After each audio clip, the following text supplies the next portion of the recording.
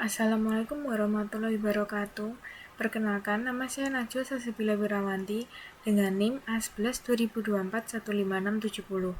Di sini saya akan menjelaskan hasil dari proyek saya, yaitu REST Client API berbasis desktop app. REST Client API ini itu adalah Postman versi Lite yang lebih sederhana, menggunakan bahasa Java 21, JavaFX, dan Maven. Di proyek kali ini, pertama saya akan mendemokan hasil dari REST Client API yang sudah saya buat. Pertama-tama di sebelah kiri di sini ada yaitu dropdown dari metode yang akan dipakai di REST Client API ini. Setelahnya, sebelahnya itu ada kolom yang berfungsi untuk diisikan link API yang akan diuji. Di bawahnya ada body, ada header, dan ada environment. Di sebelahnya ada collection yang bisa ditambahkan collectionnya. Semisal di sini saya akan menambahkan collection bernama baru. Di sini sudah langsung muncul collection yang baru. Di bawahnya ada history yang nanti akan menyimpan URL yang sudah kita buat. Pertama-tama saya akan menguji metodenya get. Di sini saya memakai URL template JSON placeholder, kita send. Dia akan muncul 200 OK yang berarti berhasil mengirimkan tes yang API ini dan langsung disimpan di history. Selanjutnya saya akan mengetes yang kedua, yaitu post. Di sini saya akan mengisi bodinya karena di post itu harus memakai body untuk mengisi variabel-variabelnya. Di sini sudah saya buat bodinya, kita klik send. Dia akan nge-create 201 created, yaitu dia udah membuat titelnya test post dan bodinya itu isinya ini body dari REST client. Selanjutnya saya akan mengetes di put. Di put saya akan mengisi bodinya seperti ini. Kita send 200 OK. Jika saya ganti di sini titelnya adalah REST Client API, kita send. Di titelnya akan berubah jadi REST Client API. Selanjutnya saya akan mendemokan untuk di delete. Kita delete 200 OK. Jadi variabelnya sekarang jadi kosong karena sudah di delete. Selanjutnya itu patch. Di dalam patch ini kita hanya membutuhkan bodinya itu untuk mengubah titel. Semisal titelnya saya akan rubah menjadi, dan kita send, dia titelnya di ID yang nomor 1 akan berubah menjadi PPO. Semua URL yang sudah tadi kita buat disimpan di history secara otomatis dan bisa di clear history jika mau. Oke, sekarang saya akan melakukan fungsi dari environment. Environment ini bisa ditambahkan add variable, dituliskan base URL, agar nanti di link pengetesan ini dia hanya mengetik atau menjalankan base URL tanpa harus mengetik link fullnya. Di sini di bar yang ini kita hanya perlu menuliskan base URL. Dia otomatis terpanggil. Selanjutnya saya akan menjelaskan yang header. Di headernya ada key sama value. Key-nya itu misalkan saya akan memasukkan X custom header dan value-nya hello world. Kita send, dia akan langsung mengeluarkan output X custom header dengan value-nya hello world. Sekarang saya akan menguji jika kalau URL-nya itu yang saya masukkan itu salah. Sekarang ada error URL tidak valid, pastikan formatnya benar, miliki host. Sekarang saya menguji memasukkan URL yang salah. Di sini langsung memunculkan bahwa service unavailable, artinya itu linknya itu tidak ada.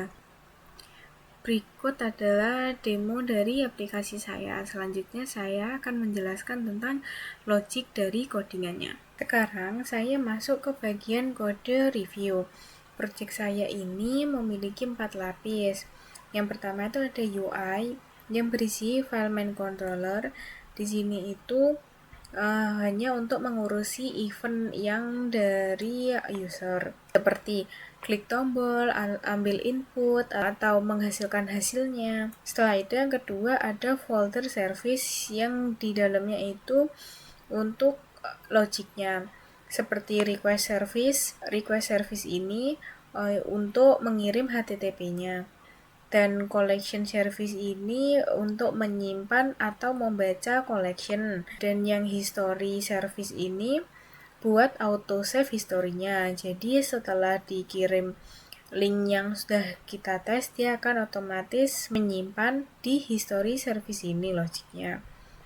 Terus terakhir ada environment service yang berguna untuk substitusi variabelnya. Selanjutnya ada file model yang berisi kelas-kelas data murni seperti API request, API response. Selanjutnya ada file util, folder util yang di dalamnya ada file JSON factory, JSON util, dan request expression. Jadi di sini dari file ini kita bisa mengambil cerita gimana aplikasinya itu dapat berjalan.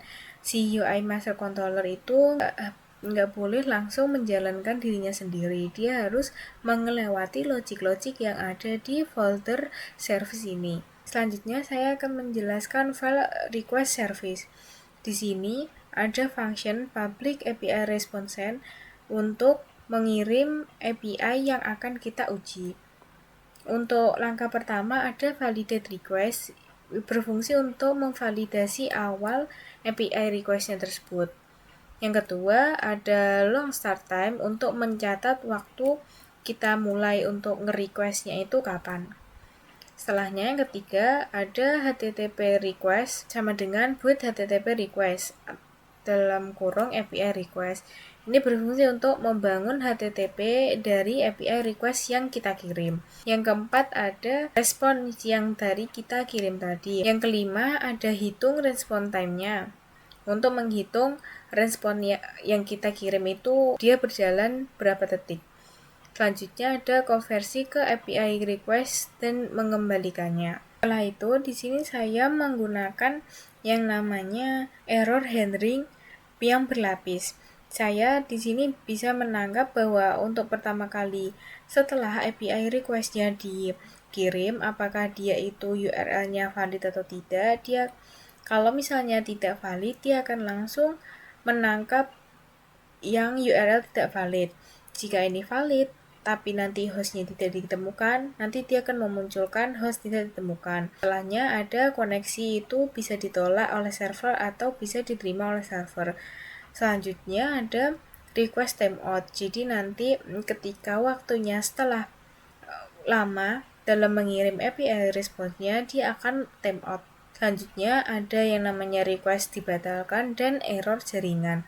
Di sini kenapa saya memakai error handling yang berlapis? Karena untuk si error tersebut itu memiliki pesan yang masing-masing. Jadi dia tidak mengeluarkan pesan-pesan yang membingungkan pada para user. Selanjutnya di file yang sama request service, di sini saya menggunakan function with HTTP request untuk membuat HTTP request-nya itu dia itu post, get atau yang lainnya. Di sini saya memakai yang namanya di builder switch ini sudah disediakan oleh Java-nya sendiri. Di sini saya langsung memakai case gate, post, put, and delete. Si gate-nya itu dia tidak memerlukan body untuk mengecek API response-nya. Berbeda dengan post dan put.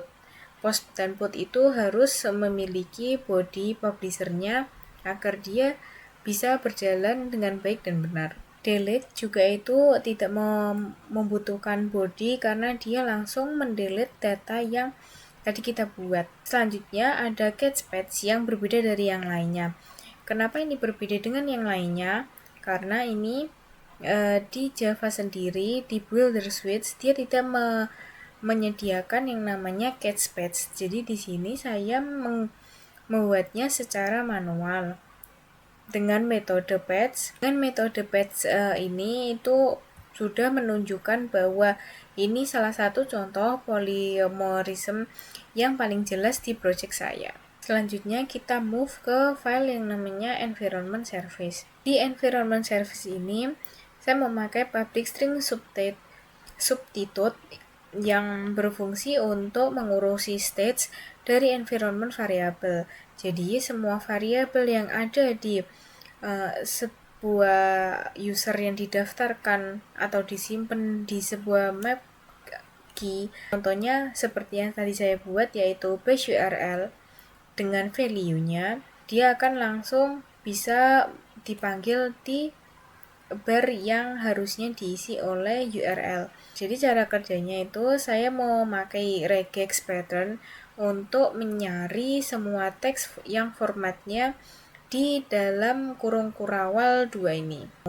Setiap ketemu ini dia akan langsung mengecek apakah dia itu ada nilainya atau tidak. Kalau misalnya ada nilainya, di sini langsung saya buat lagi menjadi nilai yang aslinya. Kalau sudah dicari ternyata tidak ada nilainya, ini saya biarin seperti yang user inputkan tadi. Jadi ya setiap kali mau kirim request URL header sama body, semua dilewatin itu di substitute ini dulu, baru dia dikirim ke servernya. Selanjutnya saya menjelaskan yang collection service. Jadi project saya ini tuh nggak memakai database seperti MySQL atau SQLite.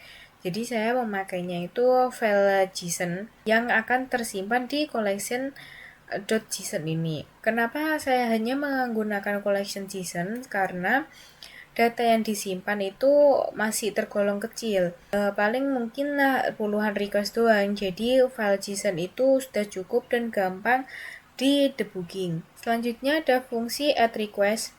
Ini itu untuk menambahkan save request yang baru ke collection yang tadi dipilih. Jadi setiap dia merequest collectionnya, dia langsung ke save otomatis tanpa harus meng-save secara manual. Nah, di sini itu saya tuh sempat menemukan bug kecil yang mungkin membingungkan ya. Setelah data disimpan dan aplikasinya ditutup, itu memang masih ada. Cuman request-nya itu masih bisa dibuka, masih ada. Tetapi field method HTTP-nya itu malah menjadi nol. Jadi aplikasinya itu tadi sempat nge-crash sebentar. Setelah saya cari tahu, ternyata JSON itu bisa menjadi solusi ya untuk problem ini. Jadi masalahnya itu ternyata enum HTTP metodenya itu dijadiin string di JSON tanpa masalah awalnya. Tapi pas mau baca sebaliknya malah nggak tahu cara convert string itu balik menjadi enum. Makanya itu jadi aplikasinya tuh nge-crash. Solusinya itu tadi saya membuat yang namanya JSON Factory. Ini isinya itu satu JSON yang sudah didaftarin HTTP method adapternya. JSON ini tahu persis cara mengubah get jadi HTTP method get dan sebaliknya. Setelah itu semua service yang saya ubah tadi memanggil si JSON Factory ini, bukan bikin new JSON. Jadi dia langsung mengetahui bahwa get menjadi HTTP method get. Selanjutnya saya akan menjelaskan coding yang ada di file history service. Di sini ada fungsi yang namanya add attree. Jadi di fungsi add attree ini semua request yang tadi kita jalanin otomatis kesimpan langsung ke dalam history. Dan di sini saya membuat itu maksimal ada di 50. Jika kita sudah melebihi pemanggilan request itu sama secara 50 lebih, dia akan melakukan metode FIFO atau first in first out. Jadi yang tadi pertama kali masuk dia akan langsung kehapus secara otomatis. Makanya di sini ada indeks history dikurangi 1. Selanjutnya untuk file yang HTTP method ini, di sini dalamnya itu hanya untuk enum si HTTP methodnya ini. HTTP method itu kan dia terdiri dari 5 method, yaitu get, post, put, delete, and fetch. Untuk file yang ada di API request, di sini ada private method HTTP method. Ini yang tadi diambil dari file HTTP method, dan ada yang namanya map string ini itu untuk yang authorization atau key bearer itu. Selanjutnya ada di string body yang kita tadi udah mencoba di metode yang put. Jadi semua yang field private ini itu tidak bisa diakses dari luar kelasnya. Aksesnya ini hanya lewat baca atau setter, yaitu mengubah. Kenapa ini penting? Karena tanpa encapsulation ini seperti request sama dengan method null itu bisa di set null atau crash saat nanti dikirim. Jadi nanti aplikasinya itu bisa nge-crash. Dengan encapsulation ini via setter dan via baca itu bisa ditambahkan validasi di dalam setternya. Nah, untuk file yang API respon ini, di sini ada private final fungsinya untuk menerima hasil-hasil yang sudah tadi kita kirim. Seperti 200, 201 atau 404, 500 dan lain-lainnya. Itu hasil-hasil yang sudah tadi kita kirim itu diproses di API response ini. Jadi semua API yang sudah dibuat tadi, datanya itu tidak bisa diubah lagi. Selanjutnya di save request. Apa sih bedanya API request dan save request ini? Kalau API request itu biasanya itu tidak punya ID. Cuman kalau yang di save request ini dia mempunyai ID-nya di UUID ini. Dan biasanya API request tuh tidak punya nama. Tidak setiap kali user itu langsung ngeklik send itu jarang. API request tuh dia kadang tidak punya nama, terus juga dibuatnya itu setiap kali user klik send. Kalau dia save request ini, dia itu mempunyai nama, mempunyai metode, mempunyai URL, dan mempunyai collection. Nah, untuk fungsi public static save request ini, dia itu buat nge-save request dari API request yang sudah aktif di UI. Jadi buat save requestnya itu dari API request yang sudah aktif. Terus untuk public API request ini itu konversi balik jika nanti akan dikirim ulang. Selanjutnya ada di request collection yang berisi kumpulan-kumpulan save request yang ada seperti yang ada di Postman. Kenapa namanya request collection bukan save request? Karena java.util itu adalah interface bawaan Java yang sangat sering diimport.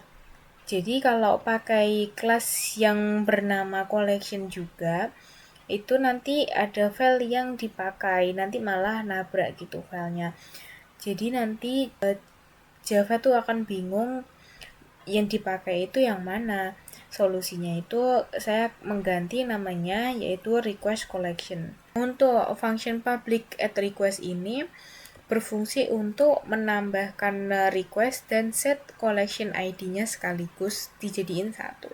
Jadi kalau ditanya challenge yang paling besar dalam development ini itu bug-bugnya itu tuh gampang kelewatan karena aplikasinya itu kelihatannya tuh seperti normal, tapi pas dijalankan itu malah nggak bisa atau malah error. Jadi masalah itu tuh mengajarkan saya pentingnya testing sebelum project finalnya itu jadi seluruhnya. Seperti ya di menge-close app-nya dan membuka lagi dan testing lagi.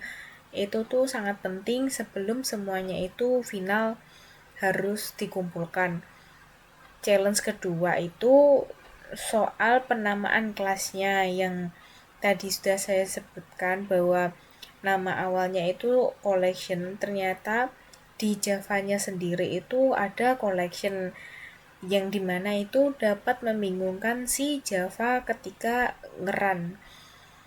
Dengan itu solusinya saya mengganti nama collectionnya itu menjadi request collection.